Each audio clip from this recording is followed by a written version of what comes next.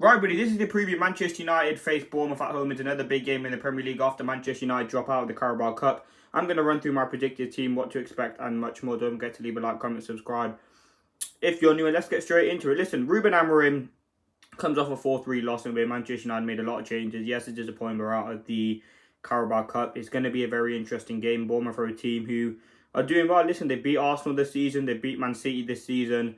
Yes, that was at home, but they still are a very good team. I think it was last season they actually beat us 3-0 at home, and we drew 2-2 at their place. So it isn't going to be an easy game. Bournemouth are a good side. They have some very good players. Their manager is very, very good. And ultimately, they will cause us threats. I think you look at their team, they're very good on the ball. They can get in behind, they can score chances. Yes, they drew their last game 1-1 with a great free kick. But listen, it ain't going to be easy. I think the fact that we're at home, the fact that we're going to have players fresh and players starting, I think that ultimately will give us the boost now. There's actually 3 points between Bournemouth and Manchester United. So if we can get this win, it'll be absolutely fantastic. It's essential and vital that we do. I think this game, listen, if you asked me before, would I rather win the Spurs game or the Premier League game, it would be the Premier League game. I'm not only saying that because we lost. It is a big game, every Premier League games, and if you want to get in that top 4, you want to do it. Now, it's some big decisions to make. In terms of team news, we know De Ligt was out of the Spurs game. We don't know if he's going to be back. This video is recorded before the press conference reaction. De Ligt, I don't know. Rashford, is he going to be back in the squad? That'd be certainly something to talk about. I don't think he will. Rotation, injuries, we know Lindelof went off, but players are dropped as well. So I'm going to get into my predicted team. Now, in goal would be Onana. Onana has to come back in, and he will. It's a Premier League game. Listen, he tested Binder. He just didn't work, and ultimately he has to be dropped. Unfortunately, Binder didn't do enough in the game and was very, very poor, and was one of the main reasons we lost the game. So Onana comes back in. He's a starting keeper. Just don't rotate him out. 3 centre-backs. Yoro ain't going to start because he played 90 minutes, and we're still managing his minutes after that big injury. So it will be De Ligt in that right. I think it'd be De Ligt right centre-back. I think Maguire central centre-back. And I think Masraoui will move over to the left centre-back. I think Leach massively struggled, and I think he'll be someone who will drop out of the team for rotation. And also, I don't think he has the greatest game. Left wing-back, for me, should be Malacia. And right wing-back, I'd go Delo. I want to see Delo in that right wing-back. I know he struggled at left wing-back. We know that's not his strongest position. Left wing-back, I want to see what he can offer. His performances haven't been great. But I think in that right wing-back position, he can do a good job. I think move Masraoui left centre-back. De Ligt and Maguire in there. Give Yoro a break, and left wing back out to Steve Malacia.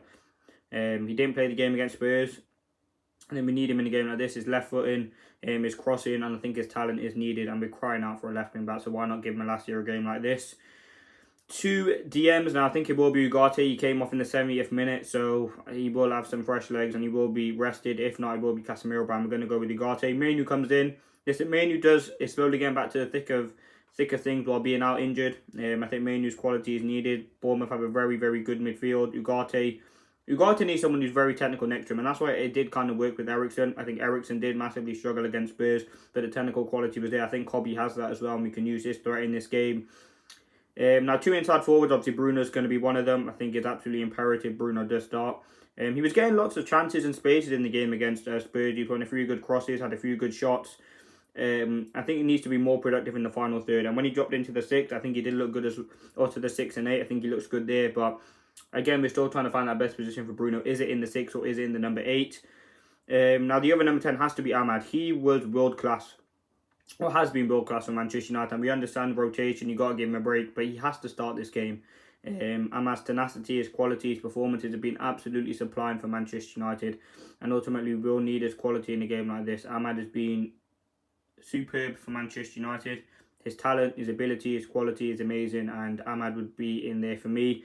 And Højlund through the middle, yes, he came off, and it wasn't.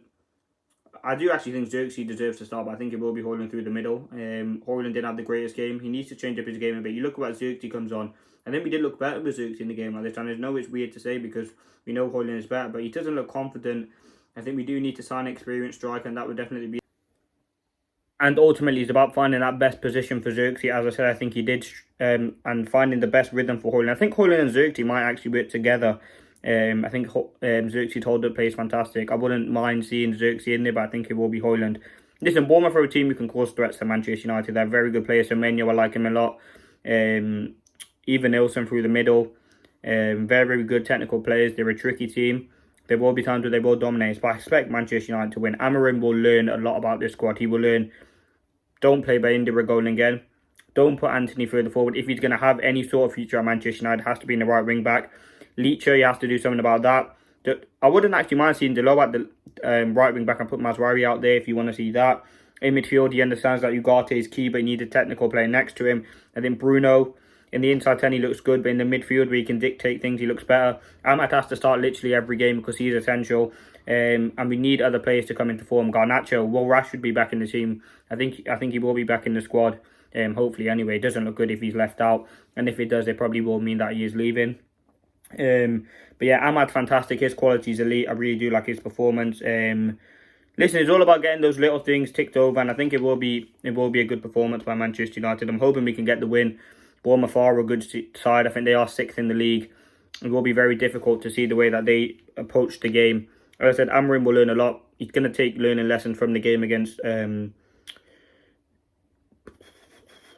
Tottenham into this game. Ultimately, it's a big learning curve. It's a big opportunity for some players. And I'm excited for the game. Another Premier League game. The games are coming thick and fast over this festive period. We've got some big games coming up. He will rotate his team again. Some of the players I'm excited to look out for is Kobe in that midfield. Listen, Yora, I would love him to start, but it'd be too soon. I want to see Maguire come in. Hope if the Lit's not fit, you probably would see Mazraoui move. If the Lit's not fit, you would see Mazraoui move to right centre-back. Leacher go to left centre-back. I think that's what will happen. But listen, that would be my predicted team. Let me know your thoughts. Obviously, when we do the 5 things, I will be after the press conference. So we will have more to go about and more things to talk about. But anyway, let me know your thoughts. Leave a like, comment, subscribe if you're new. Stay tuned for all the latest Manchester United news. This has been the preview. We'll be building up to the game. And as we always do, there's loads of post-match content post the Tottenham game. I talked about Bayinda. I think I did a video on Rashford as well, just talking about what's happening with him post the game. I did a video, I think I did one on Leacher as well. So listen, lots of videos coming out. Please do stay tuned. There's a lot of content coming. We're trying to hit 2,500 by the end of the year. That'd be absolutely brilliant. So yeah, share, like, comment, subscribe, do all of that good stuff. It's a big game for Manchester United. Score predictions, listen, I don't think it's going to be easy. I think Manchester United will concede. I'm going to go 2-1. I'm hoping we can come away with the win.